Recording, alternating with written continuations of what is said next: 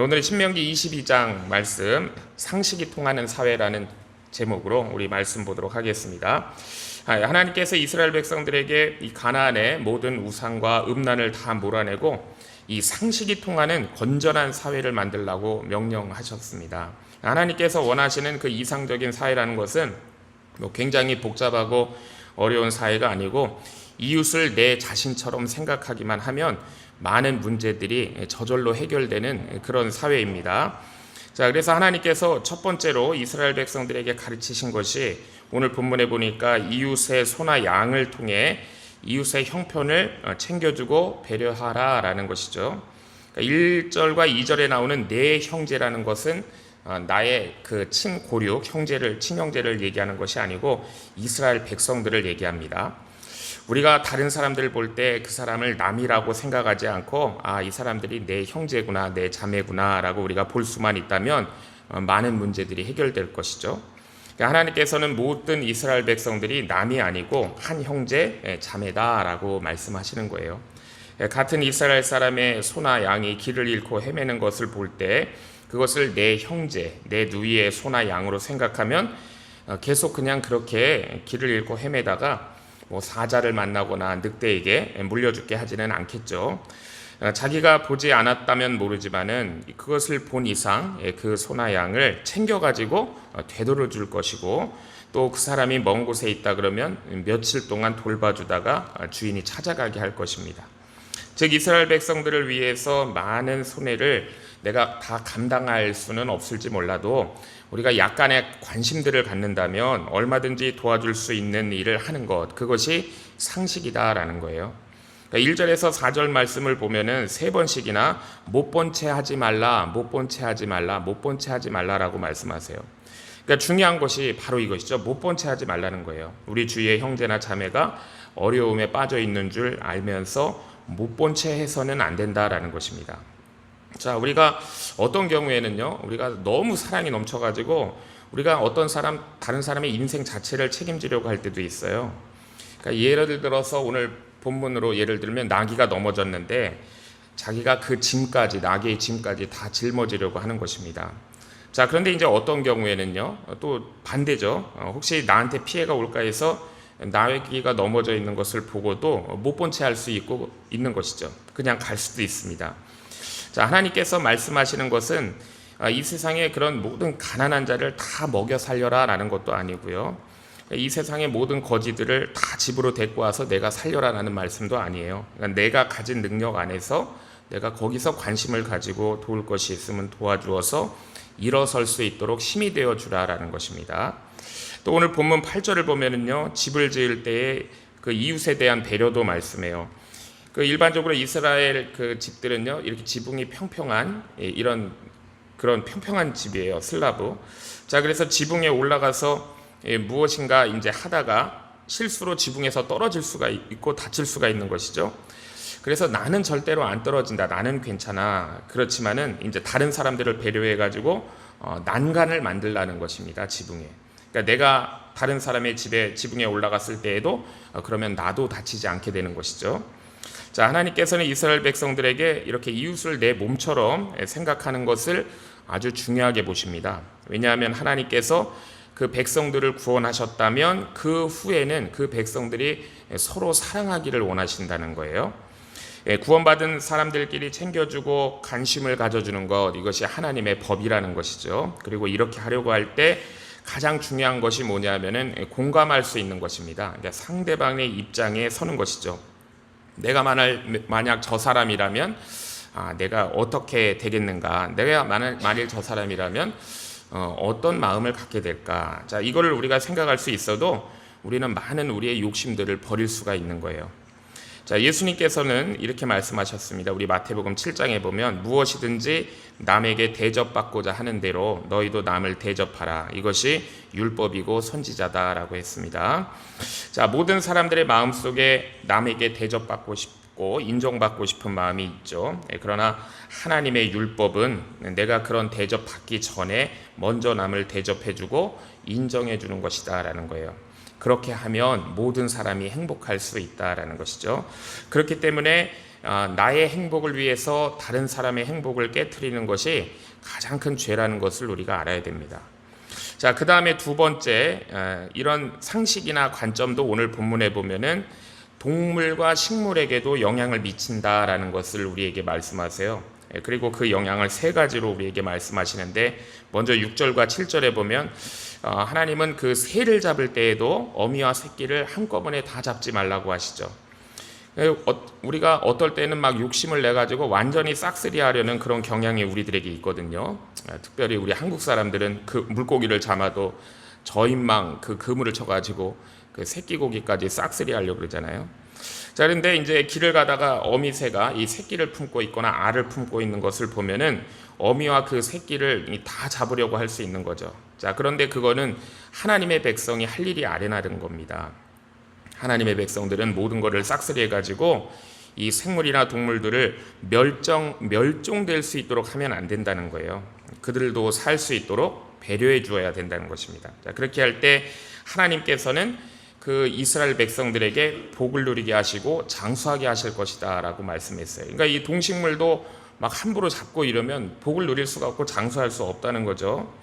결국 이 세상이 우리가 혼자 사는 세상이 아니라는 거예요. 내가 행복하게 살고 싶으면 다른 사람들도, 다른 동식물들도 잘 살 수 있도록 그렇게 행복을 찾아주어야 한다라는 것이죠. 그렇게 우리도 행복을 찾아야 된다는 거예요.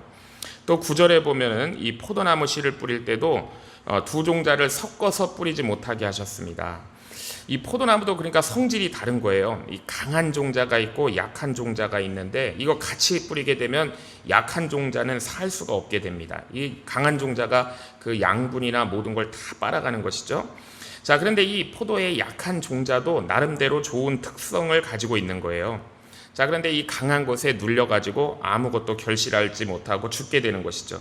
그렇기 때문에 이 강한 것과 약한 것을 경쟁을 붙이지 말고 약한 것은 약한 것대로 특성을 살리고 이 강한 것은 또 강한 것대로 특성을 살려서 그렇게 잘 자랄 수 있도록 농사를 지어라 라는 것입니다. 자, 하나님께서는 말하지 못하고 움직이지 못하는 이런 식물이라고 하더라도요, 이거를 이렇게 억지로 인간의 뜻대로 심지 말고 특성을 잘 살펴보아 가지고 마음껏 그 가지고 있는 그런 특성과 재능을 발휘할 수 있도록 그렇게 농사를 지으면 하나님이 복을 주신다라고 말씀하고 있습니다. 자, 그 다음에 또 10절에 보면은 농사 짓는 방법도 말씀하시죠. 농사를 지을 때 이 소나 나귀에게 멍에를 같이 매게 하지 말라라고 말씀합니다. 이 고대 이스라엘 농사는요, 소 두 마리가 같이 멍에를 매게 되어 있었는데 이 소하고 나귀는 완전히 성질이 달라요. 이 성질이 다른 두 짐승이 같이 멍에를 매게 되면 하나는 성질이 너무 급해가지고 빨리 가려고 할 것이고 하나는 이 성질이 느려가지고 굉장히 천천히 갑니다. 서로 성격이 다르기 때문에 이게 속이 상하게 되고 일이 그르치게 되는 것이죠. 그래서 느린 것은 느린 것끼리 같이 멍에를 매게 하고 급한 것은 급한 것끼리 일을 시켜야 된다라는 거예요. 자, 그런데 너 나귀 왜 이렇게 성질이 급해? 너 소처럼 돼야지 라고 한다거나 또 소를 보고 나귀처럼 일하라고 그렇게 야단을 치게 되면 이것이 짐승이기는 하지만은 짐승들도 억울하고 이제 분한 마음이 생기게 되겠죠.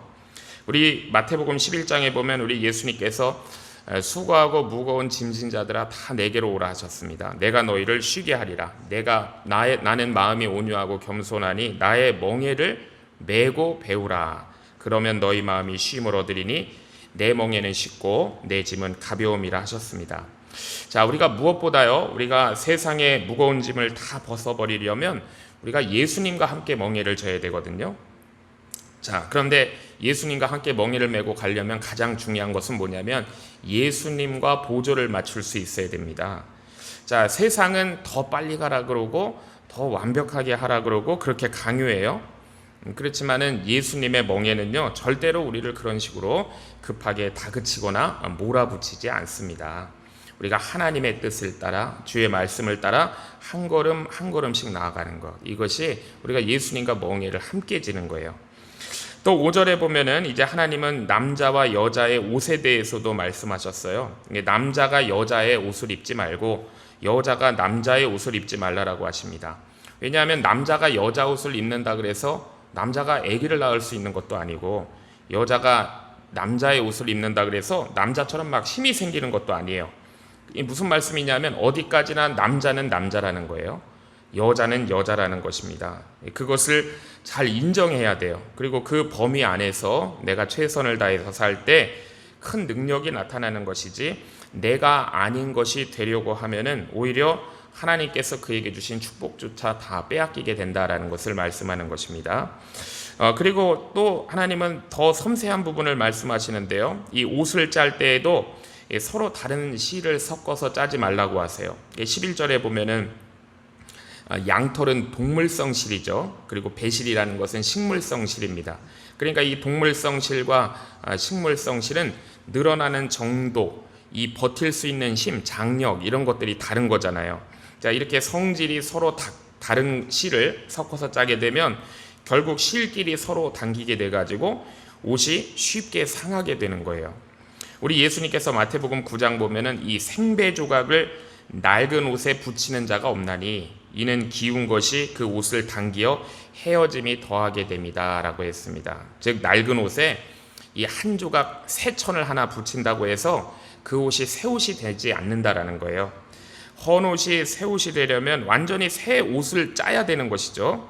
그러니까 마찬가지로 예수님은 이 인간의 마음이 세상으로 가득 차 있는데 거기다가 복음적인 천조각 하나 붙인다고 해서 하나님의 백성이 될 수 있는 것은 아니다라는 말씀을 하신 거예요. 시실과 날실, 그러니까 하나님의 말씀과 성령으로 하나하나를 처음부터 새롭게 짜야 새 사람이 될 수 있다라는 말씀입니다. 그러니까 새 포도주는 새 부대에 넣어야 된다라고 말씀하신 거예요. 신명기 22장 13절 이후 이제 오늘 본문의 마지막 부분에 보면 하나님 백성의 이 깨끗한 성생활에 대해서 말씀합니다. 계속적으로 반복해서 하시는 말씀이 사람이 진정 사람다울 수 있는 것이 무엇인가? 성적으로 깨끗한 생활을 할 때다라는 거예요. 만일 사람이 성적으로 깨끗하지 못하면 그때부터는 더 이상 사람의 존귀함을 잃어버리고 짐승의 수준이 되고 만다라는 것을 계속 말씀하세요. 자, 오늘 신앙을 가진 사람들과 믿지 않는 사람들의 가장 큰 차이는 바로 이 성인식의 차이에 있어야 돼요. 그러니까 하나님을 믿는 사람들은 우리 인간에게 주신 이 성이라는 것이 아주 중요한 것이고 이것이 결혼을 통해서만 사용할 수 있다라고 우리는 믿는 사람들이고요. 그러나 믿지 않는 사람들은 이 성이라는 것은 내가 하고 싶으면 갖고 싶으면 얼마든지 가능한 것이고 이 결혼이라는 것은 그냥 나의 필요에 의한 것이다 라고 생각하는 사람들이에요. 자, 그런데 이 성적인 문제가 우리 하나님의 백성에게도 왜 심각한 문제인가? 하나님의 백성들도 똑같이 이 결혼과 상관없이 자유롭게 이 성을 사용하고 싶은 충동과 욕망이 있기 때문입니다. 자, 그런데 만약 하나님의 백성들이 이 성적인 충동을 이기지 못한다면 이것은 더 이상 하나님 백성의 자격이 없다는 거예요. 그리고 오늘날 교회가 교회될 수 없게 되는 것이죠. 사실 모든 이스라엘 남성이 여성을 대할 때 그들을 진정으로 내 누이로 대하고 나의 딸이라고 이렇게 생각하면 성적인 방종에 절대로 빠질 수가 없을 것입니다. 자, 그렇지만은 마귀가 이제 그들을 성적으로 충동해가지고 죄에 빠지게 하는데, 자, 이것에 대해 하나님께서는 아주 엄격한 책임을 지도록 하시는 거예요. 자, 첫 번째 오늘 본문에 나와 있는 것이 이제 이 남편이 아내의 처녀성을 의심하는 겁니다. 자, 그리고 이것은 실제로 이 남자가 엉뚱한 핑계를 대가지고 부인을 이제 버리려고 하는 거예요. 그거를 못하게 하는 것이죠. 그래서 13절부터 21절까지 말씀이 길게 나오는데요. 어떤 사람이 결혼한 후에 자기 아내가 싫어진 거예요. 그래서 어떤 다른 핑계 대지 않고 결혼해 보니까 이 사람이 처녀가 아니더라 하면서 떠들고 지금 막 소문내고 이렇게 하는 것입니다. 자, 이스라엘 안에서 이제 당시 이스라엘 안에서 결혼했는데 아내가 처녀가 아니면은요, 이거 큰일 나는 거예요. 자, 그때는 이제 어떻게 해야 되는가? 여자 쪽에서 처녀성을 증명할 책임이 있는 겁니다. 처녀의 아버지가, 부모가 첫날 밤 그 자리를 깐 혼이불 같은 거를 소중히 보관하고 있어야 된다는 거예요. 그래서 남편이 만약에 이렇게 엉뚱한 소리 하면은 그것을 가지고 이제 성읍의 장로들한테 가서 증거로 그걸 보여야 된다는 것입니다. 자, 여기서 알 수 있는 것은 신부의 처녀성을 증명하는 것은 신부에게 있고 신부의 부모에게 있다는 걸 알 수가 있어요. 자, 그래서 첫날 밤에 그 증거를 확보해 두어야 된다라는 것이죠. 그리고 장로는 그 표시를 보고 이 사람이 엉뚱하게 지금 자기 신부를 욕보였다고 판단이 되면은 그 남자를 붙잡아서 때리게 됩니다. 자, 그 후에 또 신부 아버지에게 벌금을 내야 돼요. 은 100개를 줘야 되고 평생 신부를 버리지 못하도록 했습니다. 자, 이것이 왜냐하면 가나안 여인들과 이스라엘 여인들의 차이였어요. 그러니까 가나안 여자들은 이 처녀의 순결이라는 것이 없는 사람들이에요. 그러나 이스라엘 여자는 이 본인과 아버지가 증명할 책임이 있고 그것을 증명하지 못하면 돌에 맞아 죽게 돼요. 그래서 이스라엘 처녀들은 어떻게 했을까요? 목숨을 걸고 순결을 지키는 사람들이었습니다. 자, 두 번째는 이제 유부녀나 유부남이 관계를 하면 둘 다 돌로 쳐 죽이라라고 말씀하세요. 한번 결혼한 사람은 다른 처녀나 총각에게 관심을 가져서도 안 되고 또 처녀나 총각들도 이제 한번 결혼한 사람을 관심의 대상으로 삼지 말아야 된다라는 거예요. 자, 그런데 오늘날 사람들은 결혼하고서도 다른 이성에게 관심을 가지는 경우가 많죠. 우리가 이걸 불륜이라고 합니다. 자, 그런데 이 불륜이라는 것은 진짜 소중한 것이 무엇인지를 모르기 때문에 발생하는 것이고 그 사람의 영혼이 죽었기 때문에 사랑의 감정 같은 것을 가지고 자신의 존재의 의미를 찾으려고 하는 것이 불륜이에요. 자, 그러나 이것이 얼마나 많은 사람들을 파멸로 이끌고 비참하게 만드는지를 알아야 되는 것이죠. 그래서 한번 결혼한 사람은 자신의 모든 욕망을 다 십자가에 못 박아야 됩니다. 그래야 성공적인 결혼 생활을 할 수가 있는 거예요. 자, 그다음에 세 번째는 이제 강간을 당한 경우를 말씀하시는데 도시 안에서 이 강간을 당한 경우는 둘 다 돌로 쳐 죽이라고 하십니다. 왜냐하면 여자도 이 소리를 지르지 않은 책임이 있다는 거예요. 그러니까 옛날 이 고대의 어른들 생각에는 여자의 최고 무기는 뭐냐면 소리 지르는 것이다라고 생각한 것 같아요. 오늘날에는 뭐 전기 충격기, 뭐 가스총도 있고 뭐 그러겠지만, 자, 도시 안에서 사실 소리 지를 수 없는 상황도 많았을 겁니다. 그렇죠? 이런 사람은 얼마나 억울했겠어요? 그러나 옛날엔 그게 인정이 되지 않았어요. 그러니까 도시 안에서는 무조건 소리를 질러가지고 다른 사람의 도움을 받았어야 된다는 것입니다. 자, 그렇지만 이제 들판에서 강간을 당한 경우에는 남자만 돌로 치고 여자는 살려주라고 하시죠. 왜냐하면 그 들판은 아무리 소리를 질러도 들을 자가 없기 때문이다라고 말씀합니다. 자, 그 다음에 네 번째는 이제 혼전 성관계에 관한 문제를 말씀하세요. 남자가 아직 약혼하지 아니한 그런 처녀와 관계를 했을 때는 죽이기보다는 이거 벌금을 내고 둘이 결혼해서 살 기회를 주라라고 하시는 것이 28절, 29절입니다. 자, 오늘날 이성규제에 있어서도 사실 이 문제는 너무나 심각한 문제죠. 남자가 자꾸 관계를 요구하고 그래서 결국 나중에는 오늘날에는 뭐 은도 내지 않잖아요. 여기는 이 남자가 여자 이제 아버지에게 은 50을 이제 벌금으로 내게 되어 있는데 오늘날에는 그런 것도 없죠. 그리고 아내로 삼지 않을 수도 있어요. 자, 그렇기 때문에 오늘날에는 이것이 문제가 복잡한 것입니다. 자, 결국 오늘날은 이것은 여자 쪽에서 일방적으로 손해보는 일이에요. 오늘 말씀을 보면. 그러니까 굉장히 어리석은 짓이다라는 걸 알 수가 있죠. 그래서 하나님의 백성들은 사실은 유혹을 받아서도 안 되고 유혹을 해서도 안 되는 거예요. 그래서 유혹해서 시험에 들게 해서도 안 된다라는 것을 우리가 오늘 말씀을 통해 우리가 알게 됩니다. 그래서 우리가 12절에 보면 이 말씀이 있는 거예요. 입는 겉옷 내 귀에 술을 만들라라고 했습니다. 자, 이것은 이제 옷을 만들 때에도 이걸 생각하라는 거예요. 옷 가장자리에 이 술을 달아가지고 이 맨살이 보이지 않도록 하라라는 겁니다. 자, 그러면 이제 어떤 사람은 이렇게 얘기하겠죠. 자, 우리가 어떻게 이런 식으로 우리가 모든 것을 통제하면서 살 수 있습니까? 라고 얘기할 수 있지만 옛날에는 이런 식으로 해가지고 내 몸뿐이 아니라 정신적으로 마음적으로도 이 성을 통제할 수밖에 없었다라는 것이 오늘 말씀에 이제 나오고 있는 거예요. 자, 오늘날 현대는 거의 성에 대해서 무제한적인 자유가 허용되어 있다라고 얘기할 수 있습니다. 자, 그렇지만 사람들이 잘 모르는 게 있는 거예요. 바로 자유가 크게 부여된 만큼 더 큰 책임이 뒤따른다라는 걸 우리가 알아야 되는 것입니다. 그것이 안 되면 하나님의 심판밖에는 없다는 것을 우리가 깨달아야 돼요. 하나님께서는 이스라엘 사회가 어떤 이념이라든지 어떤 복잡한 이데올로기, 정치적인 것을 가지고 이상적인 사회가 되라라고 결코 말씀하지 않으셨어요. 하나님을 사랑하고 그렇기 때문에 내 이웃을 내 몸처럼 사랑하면 건전한 상식이 통하는 사회가 되고, 그렇게 되면 누구든지 다른 사람으로부터 공격을 받지 않게 되고 상처받을 것을 겁내지 않게 되고 안심하고 살 수 있는 좋은 세상이 된다라는 것이죠. 자, 이것은 결코 우리가 단순히 그럼 그렇게 삽시다라고 구호만 외친다고 해서 되는 것은 아닙니다. 우리 인간의 욕망이, 이 죄로 인한 욕망이 너무나 집요하고 이게 강하기 때문에 우리가 이 욕망을 억제할 수 있고 잡을 수 있는 강한 힘이 필요한 거예요. 사람의 욕망을 잡을 수 있는 것은 하나님의 말씀밖에 없는 것입니다. 그래서 이스라엘 백성들도 하나님의 말씀을 부지런히 배웠고, 오늘날 우리들도 하나님의 말씀을 우리 마음에 새기고 담는 것이죠.